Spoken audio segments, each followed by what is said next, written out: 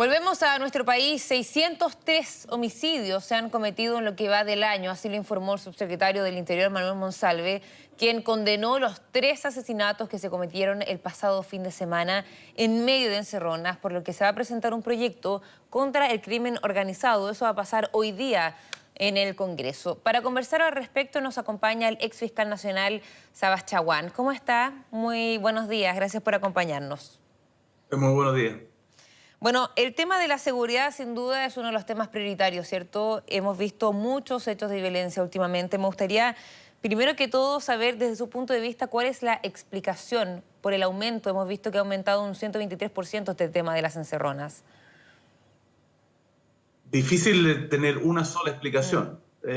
Yo creo que más que nada es un conjunto de problemas, un conjunto de falta de aplicación correcta de algunas leyes, también bolsones de desigualdad que existen, una mayor penetración del narcotráfico. Entonces, decir un solo factor es un poco complejo, pero lo que sí es cierto es que había un aumento de las cifras de delitos y sobre todo delitos violentos. Y creo que hay que tomarlo como un desafío país, pero también hay que dar señales de ninguna tolerancia con la violencia. O sea, y esto pasa por cualquier violencia. O sea, por ejemplo, si están en el centro de Santiago o en el centro de cualquier ciudad, estudiante secundario tirando molotov, hay que detenerlos y hay que pasarlos ingresarlos al sistema, porque si no, si por ejemplo Carabineros no procede, se parapeta, observa, etcétera, uno piensa o se siente por la ciudadanía que si se pueden tirar molotov, tampoco va a haber reacción contra delitos más graves. O sea, hay que aplicar la ley. O sea, es tan sencillo como aplicar la ley. Y si hay un delito flagrante, hay que proceder a la detención. En el caso de la encerrona, hay temas ahí también de falta de cumplimiento de una ley que existe, Priscila, hasta donde tengo entendido, porque los automóviles nuevos, desde hace un año o 2 años, tienen que tener un sistema de GPS y de corta corriente. ¿Y usted? Natacha, perdón. Priscila, me equivoqué. Disculpa, Natacha. No, la Priscila ya se fue a otro canal. Es que, bueno, disculpe, son las dos muy buenas periodistas, así que Muchas gracias. Entonces, bueno, se me fue el hilo. No, mire, usted estaba mencionando que... la ley. Sí, el tema de los GPS, que no se estaba cumpliendo. Claro, por ejemplo, GPS y corta corriente se disminuyen radicalmente las encerronas. ¿Qué pasa? Hay encerronas para obtener vehículos de, como se dice, de una prestación superior, de alta gama. ¿Y por qué? Porque los obtienen andando. Y ahí se van en el automóvil. Porque cuando roban automóviles, hay una estrategia delictual de dejarlos estacionados 1 o 2 días para ver si llega alguien a buscar el auto, para ver si está funcionando el GPS. Entonces, lo ideal sería que se dotara a todos los automóviles de estos dispositivos. Otra coordinación imprescindible, Natacha, el tema de las autopistas. Las autopistas tienen multiplicidad de cámaras, pero veo que hay un inadecuado control de la salida. Me explico. O sea, es muy fácil que a uno en un túnel, por ejemplo, en la Costanera Norte, o en alguna pasada estrecha, una salida de Vespucio Sur o de Vespucio Norte, le hagan una encerrona. Pero si hubiera un mayor control en las salidas y entradas de la autopista, se dificultarían las encerronas en esos lugares, que es donde están ocurriendo con mayor frecuencia. ¿Sí? En relación a lo que usted dice, ¿falta más mano dura por parte del gobierno para enfrentar esta inseguridad, estos hechos? Es que no me gusta el término mano dura porque me acuerda de Pinochet, pero sí. Falta más aplicación de la ley y un respaldo. O sea, si yo estuviera en un cargo de gobierno, que no pretendo estarlo, pero lo primero que haría con Carabineros de Investigación es decirles, señores, tienen todo mi respaldo, y apliquen la ley. O sea, si usted va fuera de la ley, mi respaldo cesa inmediatamente, se acaba. Pero si usted actúa dentro de la ley, tiene todo mi respaldo. Por ejemplo, no sé si recuerda usted el tema de este carabinero que lo estaban atacando una turba hace 5 o 6 meses en la Plaza Italia, o cerca de la Plaza Italia, Sí. y que tuvo que sacar su arma y disparar, ¿ya? Lo primero que dijeron la ex ministra del Interior, algo así como, lamento profundamente, esto es intolerable, es un abuso policial, etc. Entonces hay que tener cuidado con eso, porque lo acaban de absolver.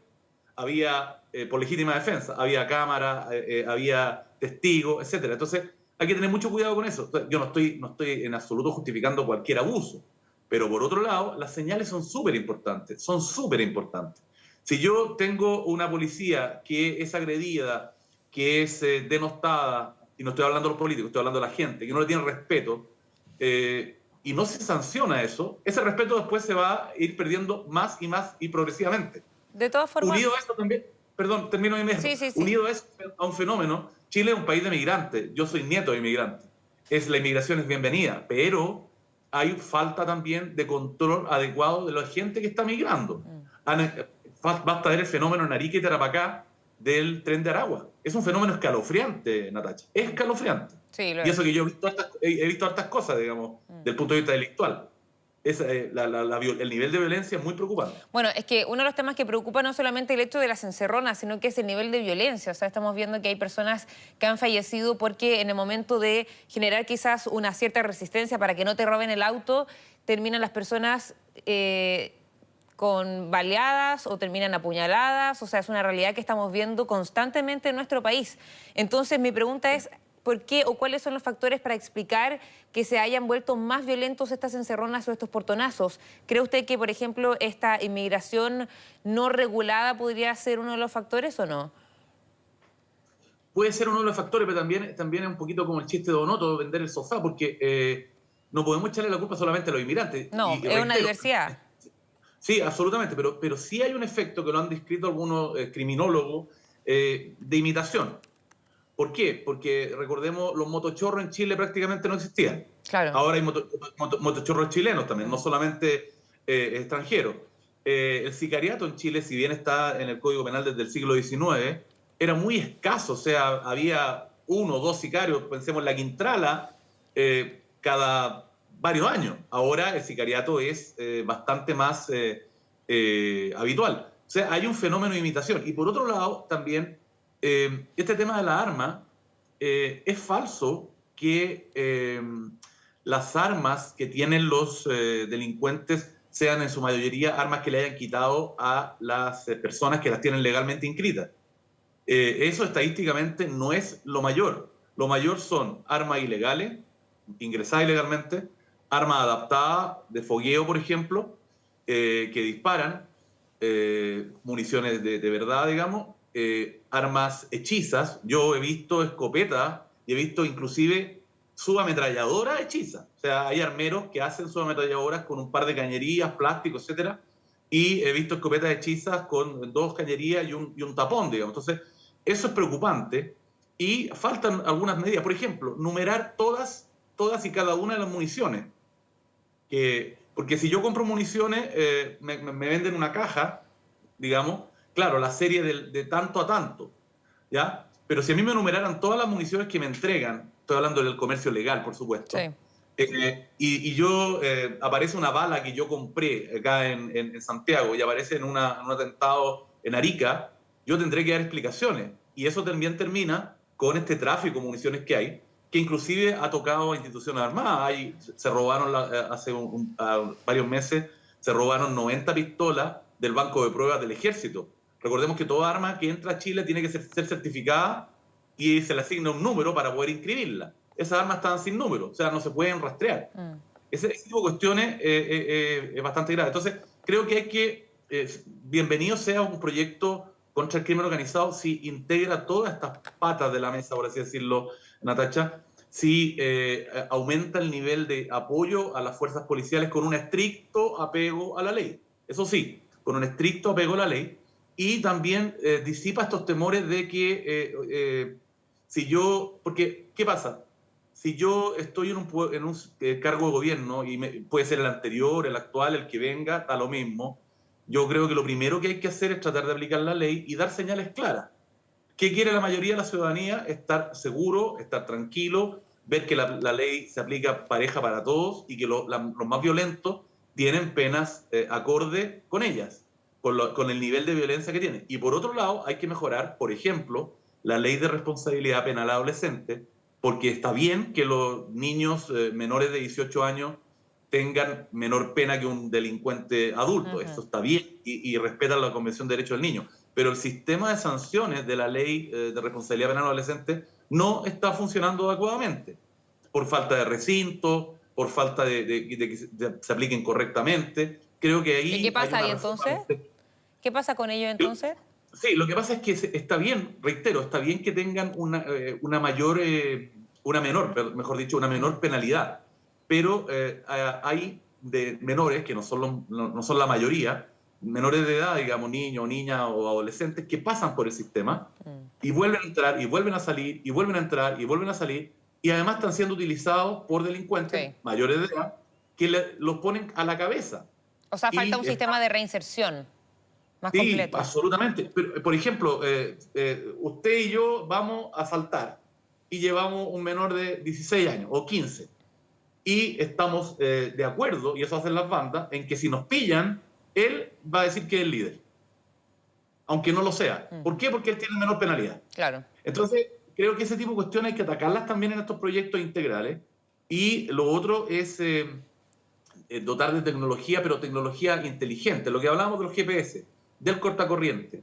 Por ejemplo, que si me roban el celular, se bloquee el aparato, no el chip, sino que mi aparato quede inutilizado. Cosa que alguien, si va a utilizar ese celular robado, lo quieren vender, no lo puede utilizar. Eso también se puede hacer. Me interesa mucho lo que dice en el fondo de qué pasa con los menores de edad, ¿cierto? Porque falta un sistema quizás más apropiado de reinserción para ellos, para que no sean utilizados precisamente por estos grupos delictuales. Pero, ¿qué pasa también con los mayores de edad? La ciudadanía tiene esta sensación de una puerta giratoria finalmente, de que van a quizás recibir cierta condena, después van a salir y van a volver a hacer lo mismo. ¿Qué pasa ahí? Porque gran parte de ellos también tienen antecedentes penales. Sí, lo que pasa es que, a ver, los reclusos son seres humanos y tienen derechos también, aunque pierdan el derecho a voto, siguen siendo personas. Entonces, ¿qué pasa? Hay beneficios carcelarios que se otorgan, estoy hablando de condenados, personas condenadas, que se le van otorgando salida dominical, después salida diaria, y después pueden salir con la llamada libertad condicional. Ahí ha habido dificultades también en cuanto a la aplicación de los informes periciales, que son meramente referenciales para las comisiones de libertad condicional que están integradas por jueces con competencia criminal y por ministros de corte, dependiendo de la región, el número de integrantes. Pero ahí también faltaría jueces de cumplimiento penitenciario exclusivo, digamos, que no tengan otras labores, no estoy hablando de mucho, pero que sean los jueces que velen por el cumplimiento efectivo de las penas, por los derechos de los sujetos, etc. Y lo otro es aplicar nuevamente tecnología, porque esto de las tobilleras también debería aplicarse, en mi concepto, a ciertas medidas cautelares. Por ejemplo, hay casos en que está en prisión preventiva un sujeto, pasa un tiempo y podría estar en libertad, sale más barato para el país, porque no es necesario gendarme para estarlo cuidando, no es necesaria alimentación, pero tiene que ser una tecnología que sirva, que funcione. Requiere una inversión fuerte al inicio, pero eso también está pendiente para las medidas cautelares, porque hay tobilleras para personas condenadas por cierto delito o en caso de violencia intrafamiliar. Pero creo que ahí también hay que hacer una inversión. Y lo otro es señales de que se va a aplicar la ley, que no se va a hacer distinciones, que no, por ejemplo, estoy absolutamente de acuerdo con las reivindicaciones del pueblo mapuche, pero no me parece que ante una amenaza de huelga de hambre o de amenazar a los directores de un recinto penitenciario sean trasladados a uno de menor seguridad, porque eso también es discriminación contra todas las personas que están privadas de libertad y no tienen ese poder. Es cierto que ha habido discriminación y despojo al pueblo mapuche, pero eso no justifica que las autoridades tengan temor o adopten decisiones, al parecer, arrascadas por temor, y me remito a la declaración de los oficiales penitenciarios de gendarmería que hacen su labor y repudiaron lo que estoy hablando hace un par de semanas en la Araucanía, digamos, el traslado de ciertos reclusos. Para terminar, en una entrevista que dio ayer el subsecretario Manuel Monsalve, él decía que esta es una cifra altísima en relación a los más de 600 homicidios que se han registrado en el país. Pero también dijo que esta cifra es similar en materia de homicidios a lo que ocurría en el año 2020. Es decir, hace 2 años que estamos viendo cifras muy altas que son similares, ¿no? ¿Qué ha pasado desde entonces? Porque vemos que al menos la sensación que hay por parte de la ciudadanía también es que han aumentado, sobre todo este año, quizás porque lo vemos más por los medios televisivos o por los medios de comunicación, ¿cierto? Pero sin duda hay una tarea pendiente, no solamente de este año, sino que data ya del año 2020, incluso antes probablemente. Sí, por supuesto. Lo que pasa es que es una escalada. Y eso, el tema de los medios de comunicación es una paradoja porque todos queremos que nos informen, pero inclusive está descrito como el síndrome del mundo egoísta, el síndrome del mundo mezquino, que si yo veo repetida en las noticias una y otra vez el delito, gente se siente insegura, piensa que es otro delito, porque se ve el delito cuando detienen al sujeto, perdón, primero cuando lo cometen, después si detienen al sujeto, después se ve el control de detención al día siguiente, que quedó en medidas cautelares, entonces, se repite una y otra vez las imágenes de la violencia, entonces también hay un aumento. Pero hay que equilibrar también el derecho a informar. Ahora, con respecto a que las cifras eran hace 2 años iguales, bueno, hubo un descenso por la pandemia, sin duda. La pandemia básicamente empezó el 2020, pero recuperamos las mismas cifras. Entonces, da lo mismo, tiene razón el subsecretario, pero si lo está ocupando como una excusa, creo que no es correcto. Además, el subsecretario sabe de lo que está hablando, es una persona preparada, pero creo que lo que realmente nos debe preocupar es que son 600 homicidios. A ver, hace 10 años, Natacha, hace 10 años los homicidios en Chile eran menos de 200 al año, 190, y ya había preocupación. Entonces, que ahora estén en 603 y todavía estamos en septiembre, es muy preocupante. ¿Cómo lo catalogaría usted? ¿Cuál es el concepto correcto para catalogarlo? ¿Fuera de control? ¿Podríamos decir que está fuera de control todavía o no? No está fuera de control porque si no estarían disparando en las calles y habría milicia. Pero está un poco desatado, ¿ya? Un poco desatado el nivel de violencia.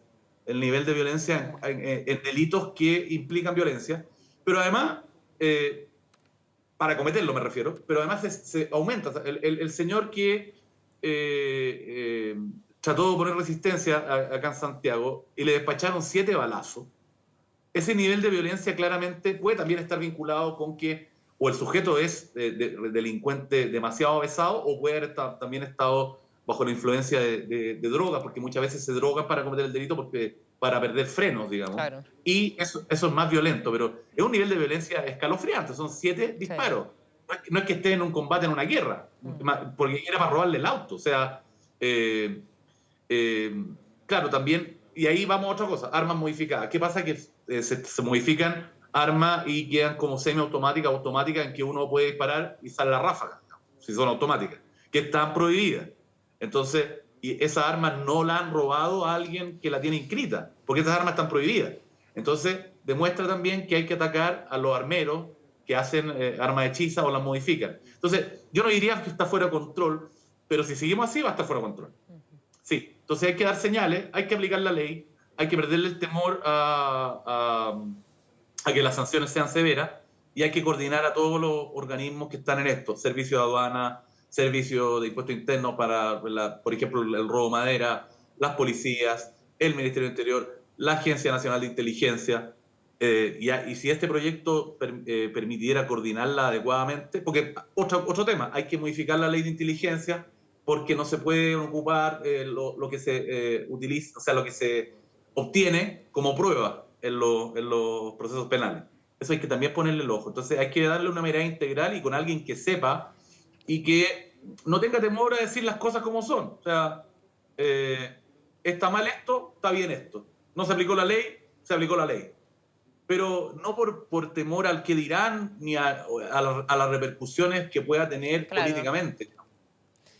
Bien, hoy día vamos a estar atentos a la presentación de este proyecto de ley de crimen organizado que se va a hacer durante esta jornada. Sabas Chaguán, ex fiscal nacional, muchísimas gracias por su tiempo, se lo agradezco. Gracias, Natacha, no me voy a equivocar nunca más. No se preocupe, buen día. Chao.